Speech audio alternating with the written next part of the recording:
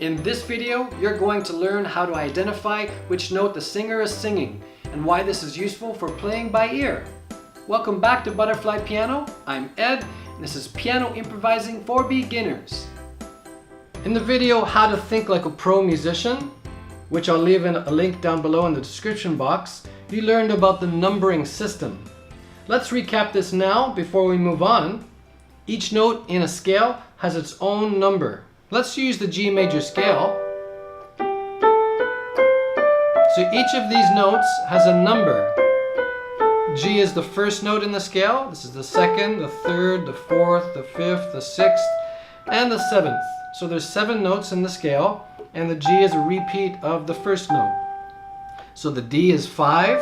1, 2, 3, 4, 5. Happy Birthday, for example, starts on the 5th note of the scale.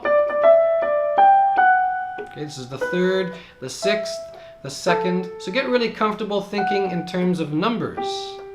The 2nd, the 6th, the 5th, and the 1st. So some notes are very restful and don't feel like necessarily they want to move to a different note. For example, the 1st note, the 3rd note, and the 5th note are very restful, and they don't necessarily want to move anywhere. The B, which is the 3rd, doesn't want to move, the 5th doesn't want to move, and the 1st doesn't want to move. They're very restful.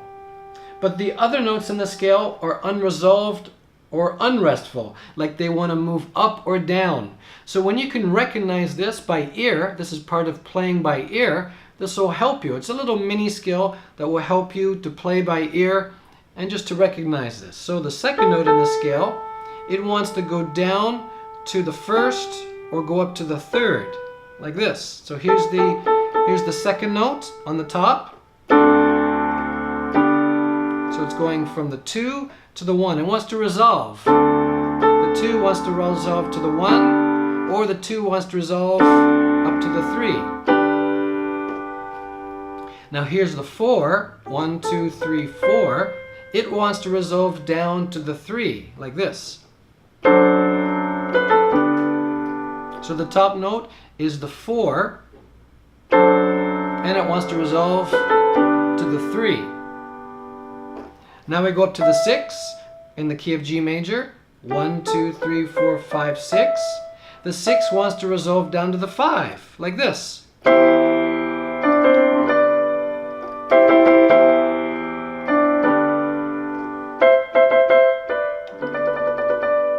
And finally, the 7, the 7th note in the scale, 1, 2, 3, 4, 5, 6, 7, it wants to resolve up to the 1.